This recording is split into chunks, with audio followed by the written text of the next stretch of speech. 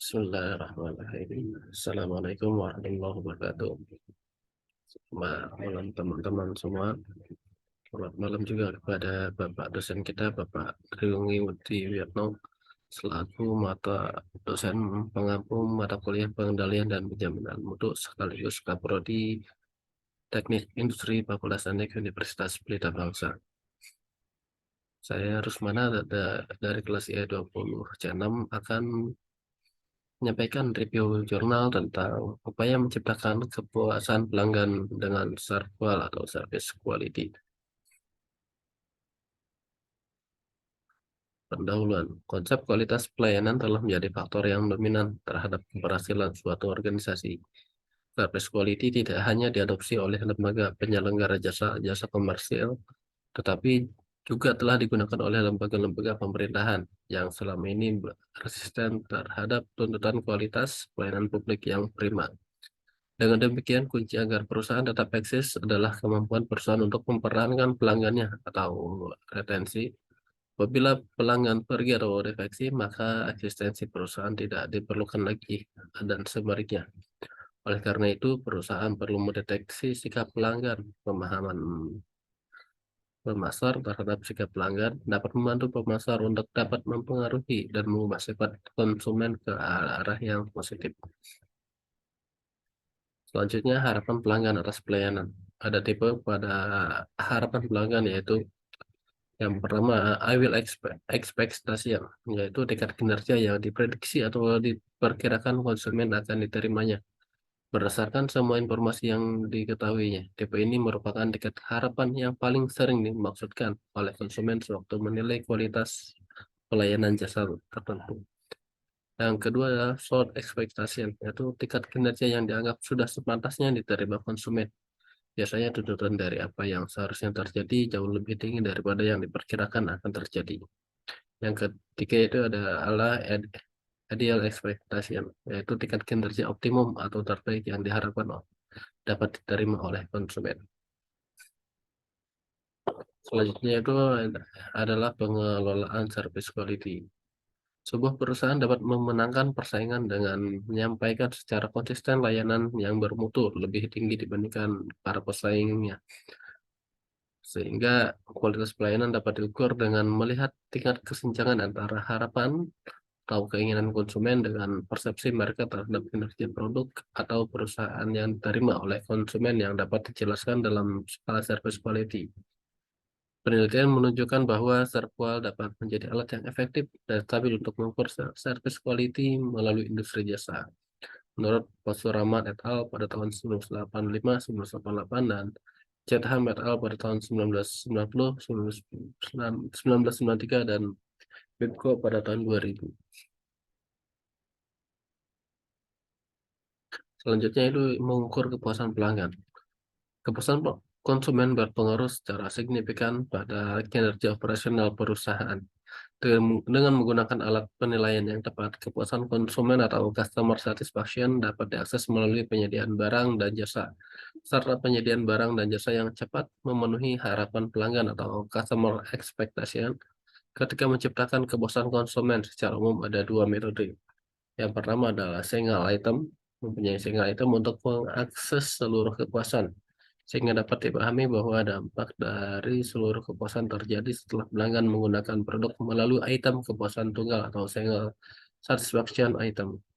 Yang kedua adalah multiple item, yaitu mengukur kepuasan individu melalui produk dengan menggunakan skala umum atau general scale, kemudian menjumlahkan seluruh kepuasan.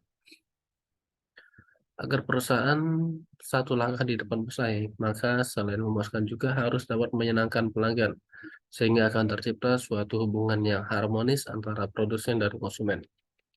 Dalam hal ini ada 4 metode untuk mengukur kepuasan pelanggan, yaitu yang pertama adalah sistem keluhan dan syarat, yang kedua adalah pelanggan bayangan atau ghost shopping, yang ketiga adalah analisis pelanggan yang beralih atau last customer analysis, yang keempat yaitu dengan cara survei kepuasan pelanggan. Selanjutnya hubungan service quality dan customer satisfaction. Tidak selamanya harapan pelanggan dapat dipenuhi oleh penyedia jasa atau provider.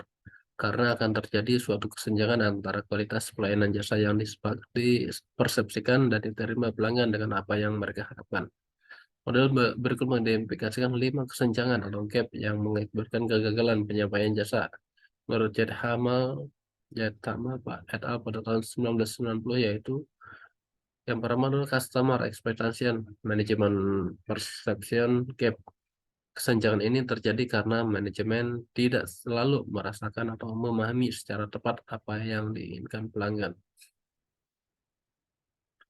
Selanjutnya itu manajemen perception service quality satisfaction gap. Manajemen telah memahami secara tepat keinginan pelanggan, tapi tidak atau belum menetapkan suatu standar kinerja yang spesifik yang jelas.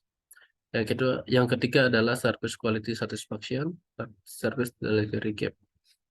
Suatu standar kinerja yang spesifik telah dibuat atau tersedia, tetapi para personel kurang terlatih atau tidak mampu karena beban kerja melampaui batas, atau bahkan tidak mau memenuhi standar yang seharusnya dipenuhi.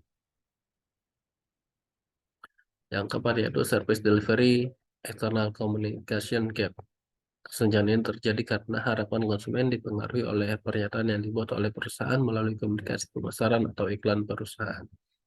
Yang kelima yaitu perceived service atau expect service gap. Kesenjangan ini terjadi karena pelanggan memiliki persepsi yang keliru tentang kualitas pelayanan jasa tersebut karena pelanggan mengukur kinerja perusahaan dengan cara yang lain. Dalam menentukan tingkatan kepuasan pelanggan, terdapat 5 faktor utama yang harus diperhatikan oleh perusahaan. Yang pertama yaitu kualitas produk. Pelanggan akan puas bila hasil evaluasinya menunjukkan bahwa produk yang dinikmati atau digunakan sangat berkualitas. Yang kedua yaitu kualitas pelayanan. Pelanggan akan merasa puas bila mereka mendapatkan pelayanan yang baik atau yang sesuai dengan yang diharapkan. Yang ketiga yaitu harga atau price.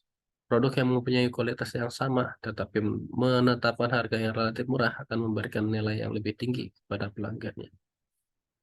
Yang keempat yaitu personal factor seperti emosional pelanggan, di mana pelanggan akan merasa bangga dan mendapat keyakinan bahwa produk orang lain akan kagum terhadapnya apabila dia menggunakan produk atau jasa tertentu yang cenderung mempunyai tingkat kepuasan yang lebih tinggi.